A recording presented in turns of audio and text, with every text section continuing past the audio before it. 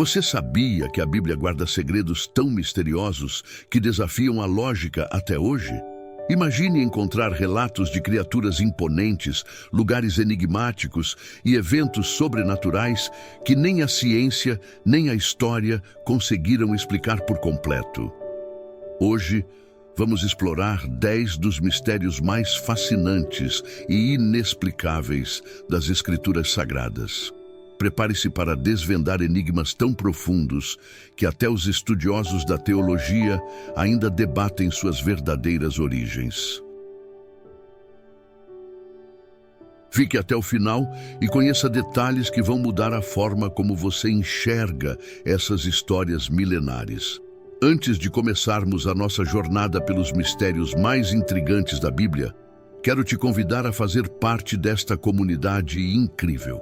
Se inscreva no canal agora mesmo e ative o sininho para receber notificações dos nossos vídeos semanais. Além disso, deixe seu like para ajudar este conteúdo a alcançar mais pessoas. Agora, vamos juntos desvendar os segredos que as Escrituras escondem há séculos, porque certos eventos e seres descritos na Bíblia continuam sendo um mistério até hoje, desde o Leviatã, citado em Jó 41, até o enigma do maná que caía do céu em Êxodo 16, as Escrituras estão repletas de histórias que transcendem o entendimento humano. Esses relatos nos convidam a refletir sobre o poder divino e a complexidade do universo. A cada tópico desta lista, vamos mergulhar mais fundo em um mundo de simbolismo, milagres e mistérios que marcaram a história da humanidade. A Bíblia é mais do que um livro de fé. Ela é um mosaico de histórias que conectam o divino ao humano. Mas o que essas histórias escondem? Será que todos os mistérios são meros símbolos ou existem verdades que ainda não conseguimos compreender? Ao longo deste vídeo, vamos explorar o significado mais profundo de eventos que desafiam o tempo, nos levando a questionar tudo o que sabemos sobre o passado. Nosso primeiro mistério nos leva a um dos enigmas mais citados da Bíblia, os Nefilim, os gigantes mencionados em Gênesis 6:4. Quem eram eles? De onde vieram? O texto sagrado os descreve como descendentes dos filhos de Deus e das filhas dos homens. Essa narrativa gerou debates intensos ao longo dos séculos, desde interpretações que os veem como anjos caídos até teorias mais científicas que tentam desvendar a verdade por trás desses seres enigmáticos. Cada mistério que abordaremos hoje é uma peça importante de um quebra-cabeça maior, que liga o mundo físico ao espiritual. Ao desvendarmos esses enigmas, você perceberá como as Escrituras são uma fonte inesgotável de sabedoria e fascínio. Fique conosco até o final para conhecer o mistério que muitos acreditam ser o maior segredo escondido nas páginas da Bíblia. Nosso segundo mistério é uma das criaturas mais temidas e fascinantes descritas na Bíblia, o Leviatã.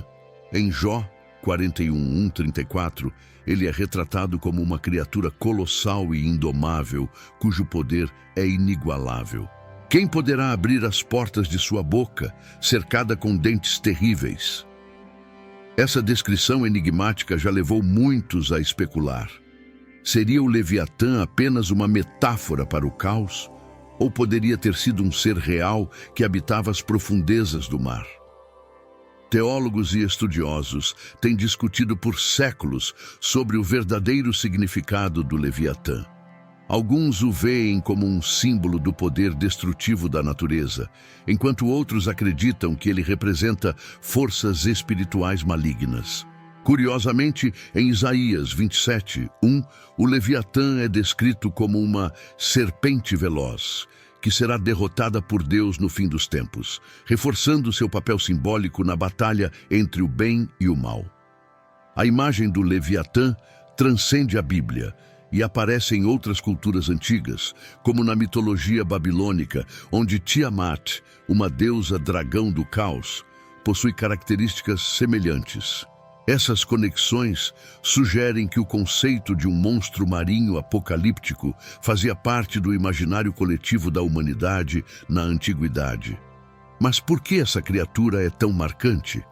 O Leviatã pode ser mais do que apenas uma criatura assustadora. Ele nos faz refletir sobre a grandiosidade de Deus. Como diz Jó 41:10, quem poderá enfrentá-lo e permanecer de pé?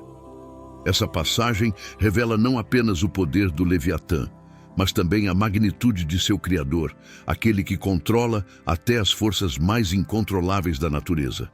Nosso próximo mistério nos leva ao início de tudo, o Jardim do Éden.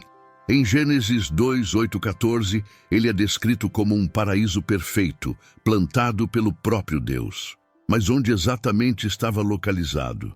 Muitos acreditam que ele ficava na região da Mesopotâmia, onde rios como o Tigre e o Eufrates são mencionados. Ainda assim, sua localização exata permanece um mistério até hoje. Alguns acreditam que o Éden não era um lugar físico, mas um estado espiritual de conexão direta com Deus. Outras teorias sugerem que ele foi destruído durante o dilúvio de Noé, explicando por que nunca foi encontrado. Essa dualidade entre o real e o simbólico continua a alimentar debates entre historiadores, arqueólogos e teólogos. O Jardim do Éden não é apenas um lugar perdido, mas um símbolo de perfeição e pureza que a humanidade tenta recuperar desde a queda. Suas portas foram fechadas por querubins armados com espadas flamejantes, como diz Gênesis 3:24. Será que o Éden está destinado a ser redescoberto, ou ele pertence apenas ao reino da fé? Enquanto exploramos os mistérios da Bíblia, percebemos que cada um deles é uma janela para entender melhor o divino. O próximo mistério envolve uma das histórias mais impactantes e questionadas das Escrituras: o desaparecimento da Arca da Aliança. Onde ela está e o que aconteceu com esse artefato sagrado? A Arca da Aliança é, sem dúvida, um dos maiores mistérios da Bíblia. Construída sob a orientação de Deus, como descrito em Êxodo 25:10-22, ela era um símbolo da aliança entre Deus e o povo de Israel. A arca abrigava as tábuas dos 10 mandamentos, uma amostra do maná e o cajado de Arão, tornando-a um artefato de imenso valor espiritual. Porém, o que realmente intriga é o seu desaparecimento. Depois que o Templo de Salomão foi destruído em 586 a.C., a arca nunca mais foi vista. O que aconteceu com esse objeto sagrado? Será que ela foi escondida, destruída ou levada a um lugar desconhecido, como algumas teorias sugerem? Várias teorias foram formuladas ao longo dos séculos sobre o destino da arca. Alguns acreditam que ela foi levada para a Etiópia e está escondida em uma igreja em Aksum, protegida por monges que afirmam guardá-la até hoje. Outros sugerem que ela foi escondida pelos sacerdotes judeus antes da invasão da Babilônia, possivelmente em cavernas subterrâneas sob o Monte do Templo em Jerusalém. Há até quem acredite que ela esteja aguardando o momento certo para reaparecer como parte de um plano divino para o fim dos tempos. Essas hipóteses continuam a alimentar a curiosidade e o fascínio pelo mistério. A Bíblia descreve a arca como um objeto de incrível poder. Em Josué 6:20 foi a presença da arca que causou a queda das muralhas de Jericó, mostrando que ela não era apenas simbólica, mas também um instrumento do poder divino. Já em 1 Samuel 5, os filisteus que capturaram a arca enfrentaram pragas e calamidades até devolvê-la aos israelitas. Essa história levanta questões intrigantes. O que fazia da arca tão poderosa? Era uma manifestação do poder divino ou possuía propriedades sobrenaturais que ainda não compreendemos? Mais do que um artefato físico, a Arca da Aliança representa a presença de Deus entre seu povo. Sua construção detalhada, feita de madeira de acácia e ouro puro, simbolizava a pureza e a santidade. A tampa da arca, chamada de propiciatório, era considerada o lugar onde Deus se encontrava com Moisés e dava suas instruções ao povo de Israel. Esse simbolismo profundo faz da arca não apenas um mistério histórico, mas também uma das representações mais poderosas da conexão entre o divino e o humano. O próximo mistério nos leva a uma das histórias mais conhecidas e simbólicas da Bíblia, a Torre de Babel. Em Gênesis 11, 1-9, a humanidade, unida por uma única língua, decide construir uma torre que alcançasse os céus. No entanto, Deus intervém, confundindo as línguas e dispersando as pessoas pela terra. Mas por que Deus teria feito isso? Seria a torre uma tentativa de desafiar sua autoridade? Ou existiria algo mais profundo nessa narrativa que ainda não compreendemos? A Torre de Babel é frequentemente interpretada como um símbolo do orgulho humano e da tentativa de alcançar a divindade por meios próprios. Alguns teólogos argumentam que a história reflete o desejo humano de se tornar independente de Deus, algo que culmina em sua dispersão. Outros acreditam que a narrativa pode ser uma metáfora para explicar a origem das diferentes línguas e culturas do mundo. De qualquer forma, ela nos faz refletir sobre a relação entre humanidade e divindade e os limites impostos à ambição humana. Por séculos, estudiosos e arqueólogos tentaram localizar as ruínas da Torre de Babel. Muitos acreditam que a torre descrita em Gênesis 11 tenha sido inspirada pelos zigurates, construções monumentais da antiga Mesopotâmia, especialmente na Babilônia. O zigurate de Etemenanque, dedicado ao deus Marduk, é frequentemente citado como uma possível inspiração.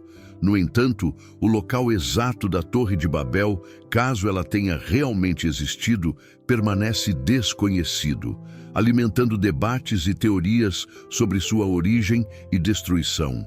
Teria ela sido uma construção real ou apenas uma alegoria poderosa para ensinar uma lição espiritual? A história da Torre de Babel não é apenas sobre construção ou destruição, mas também sobre como a unidade da humanidade foi fragmentada. Em um mundo onde as pessoas falavam a mesma língua, a construção da torre simbolizava uma força coletiva. Porém, ao confundir as línguas, Deus criou a diversidade que vemos hoje. Será que essa fragmentação foi uma punição ou um plano divino para incentivar a diversidade cultural e o aprendizado mútuo? Essa questão continua a intrigar estudiosos e crentes, mostrando como a narrativa ainda é relevante nos dias de hoje. Os anjos caídos, mencionados em textos como Gênesis 6, 1, 4 e no livro de Enoque, representam um dos temas mais fascinantes e controversos das Escrituras. Esses seres celestiais teriam descido à terra e se relacionado com os humanos, gerando uma linhagem de gigantes conhecidos como Nefilim.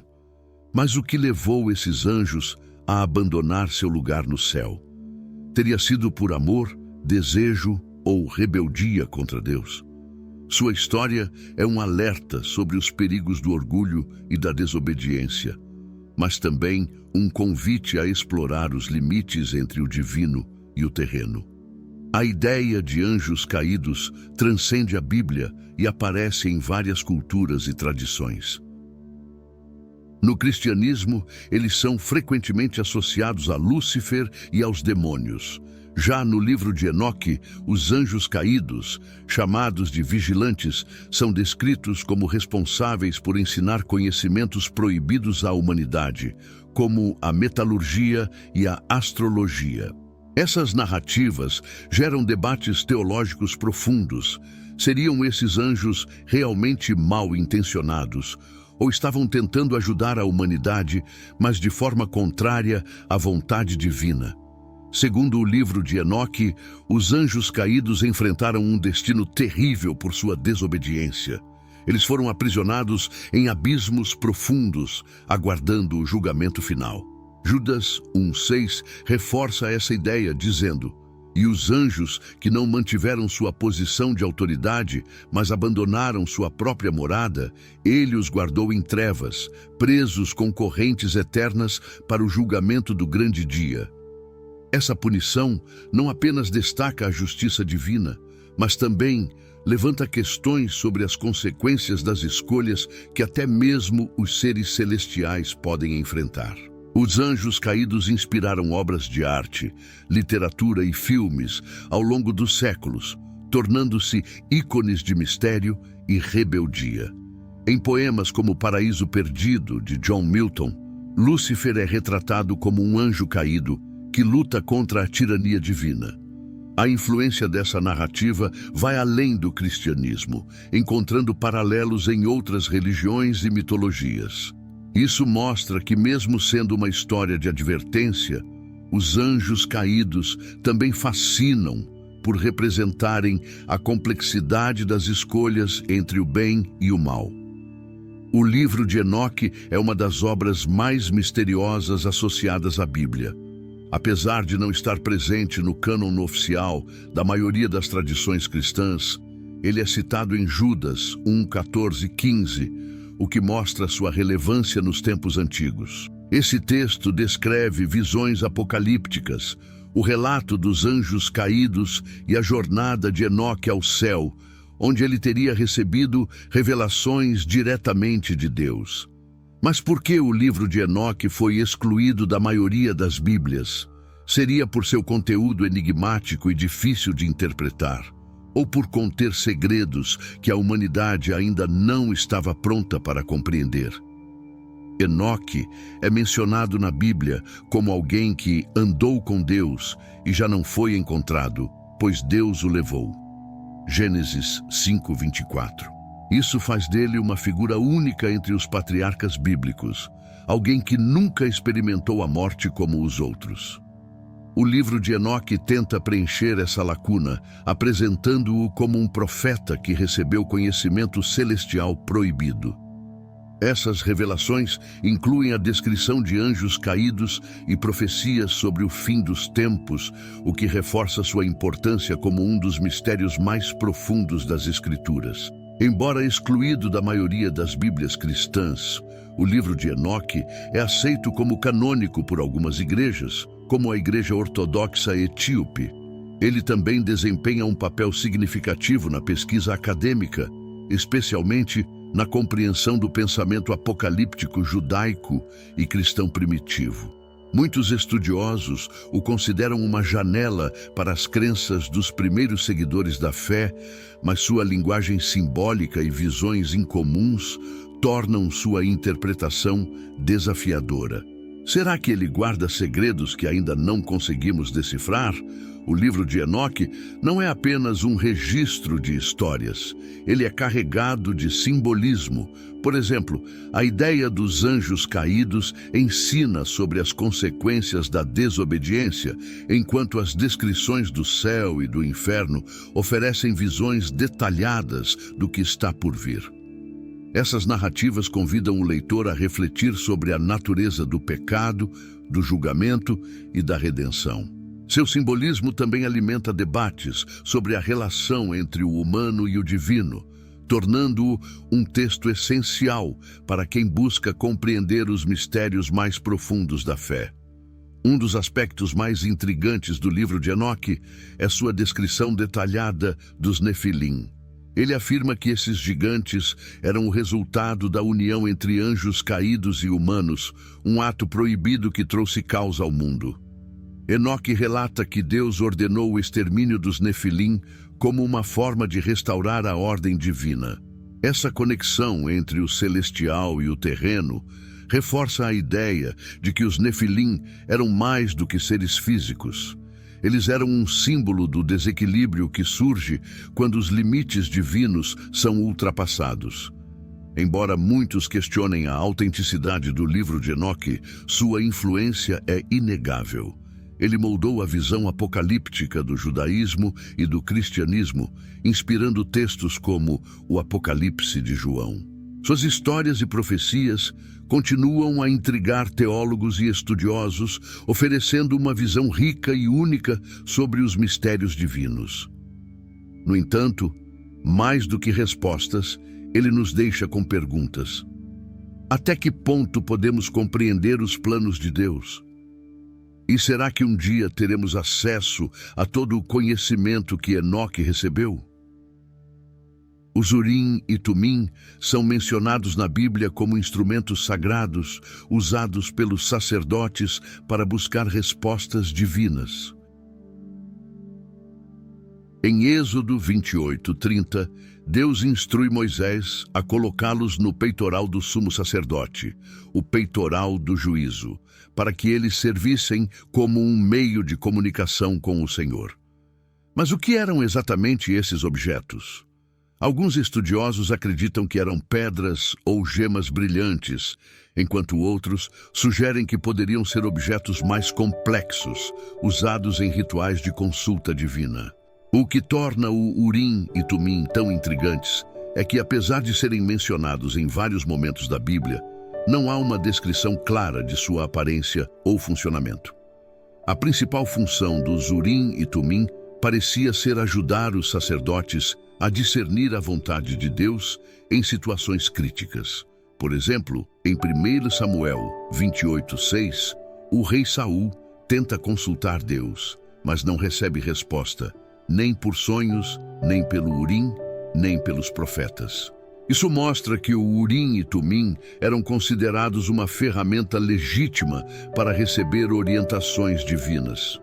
Contudo, o método exato de sua utilização permanece um mistério.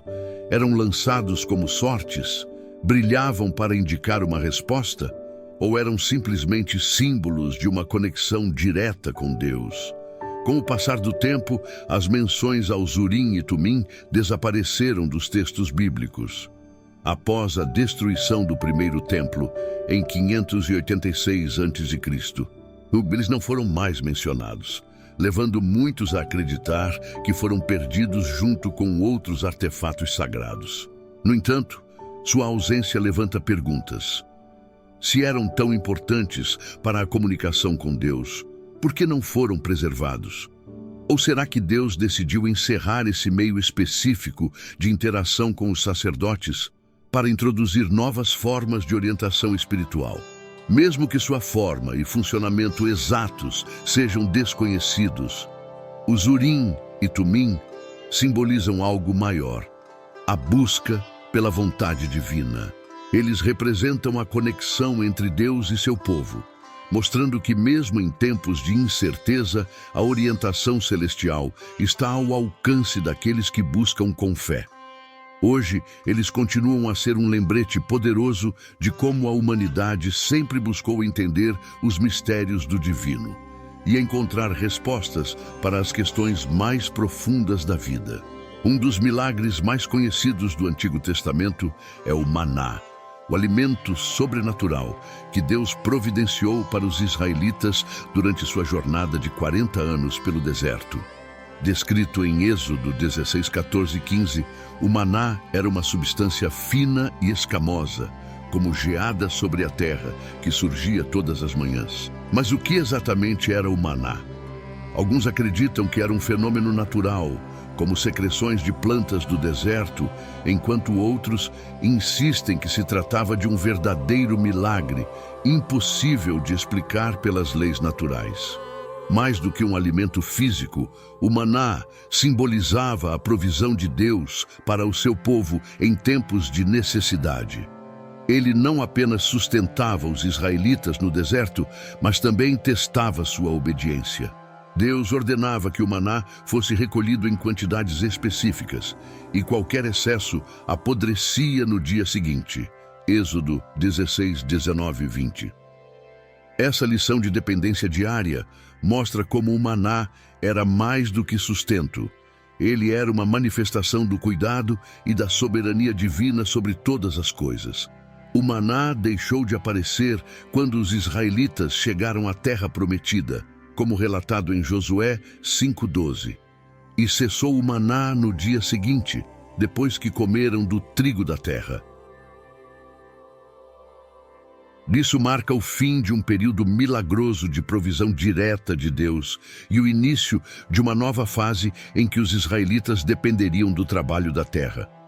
Mas por que o maná cessou tão abruptamente?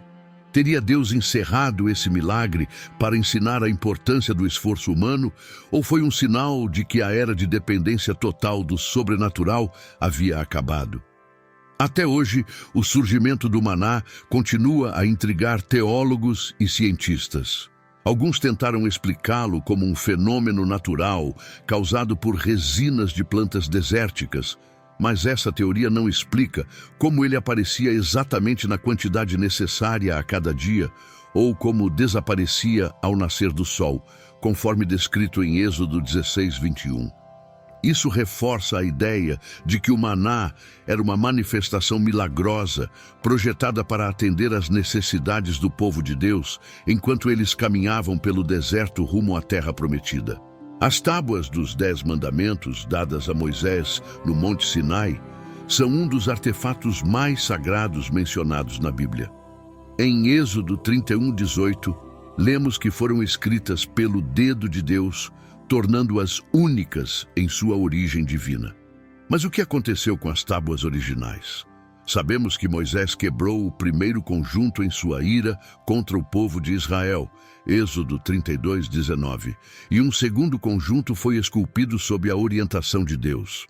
No entanto, seu destino final permanece um mistério. Estariam elas escondidas junto com a Arca da Aliança? Ou foram perdidas para sempre?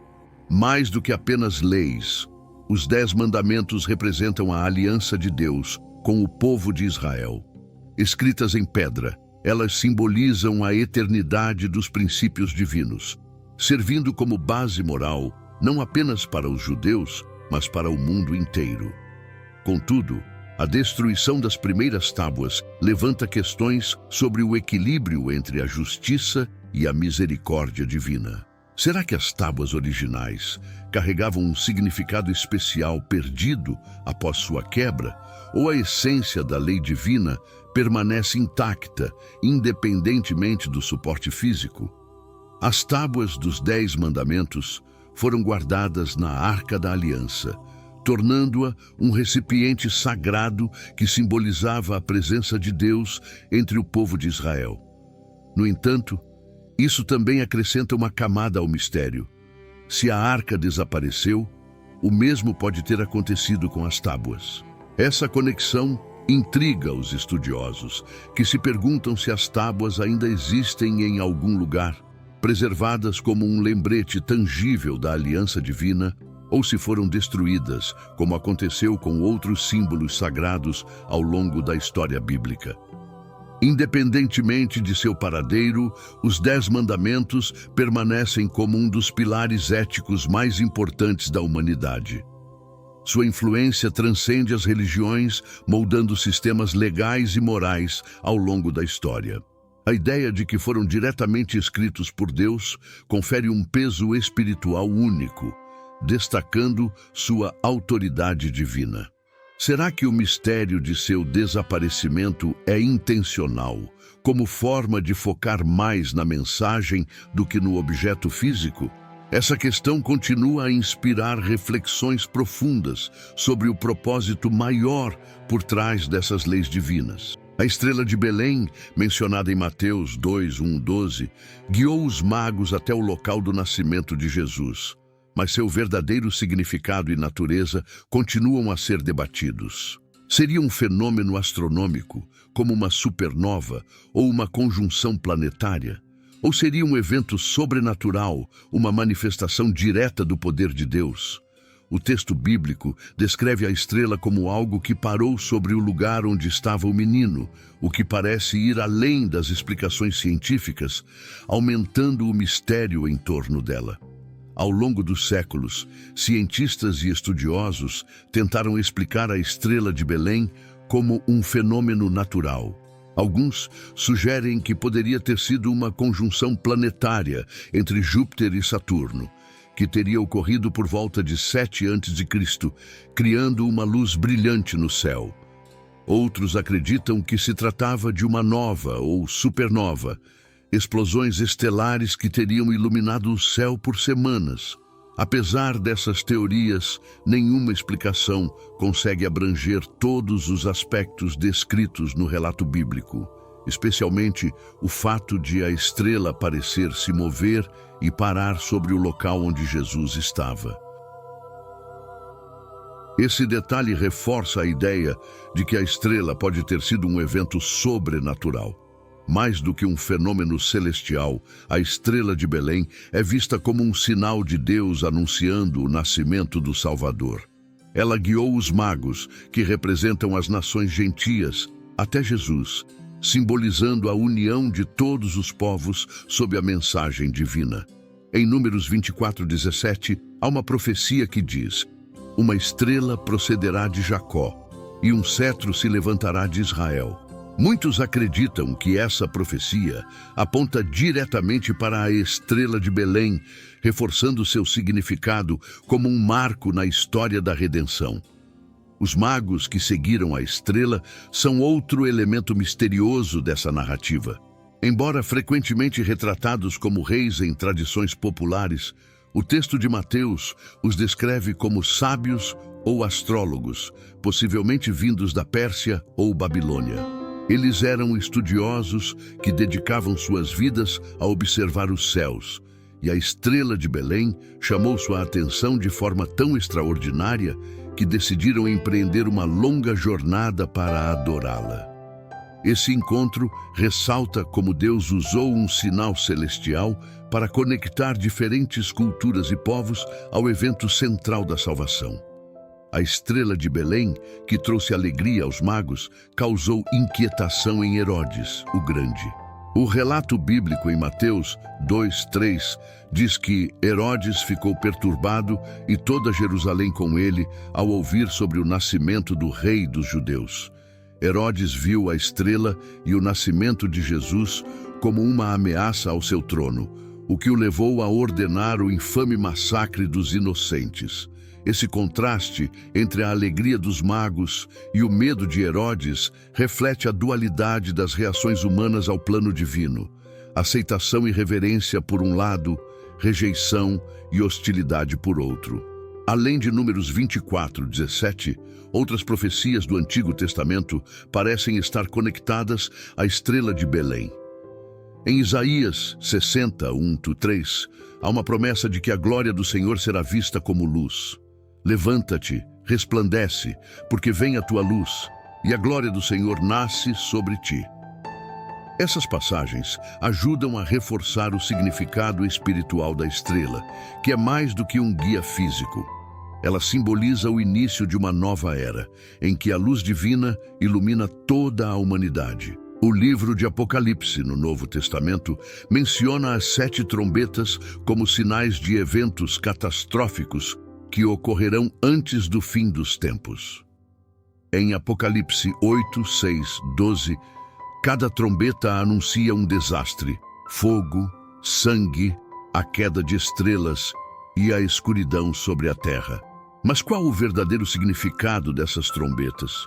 Elas representam acontecimentos literais ou são metáforas para mudanças espirituais e juízos divinos?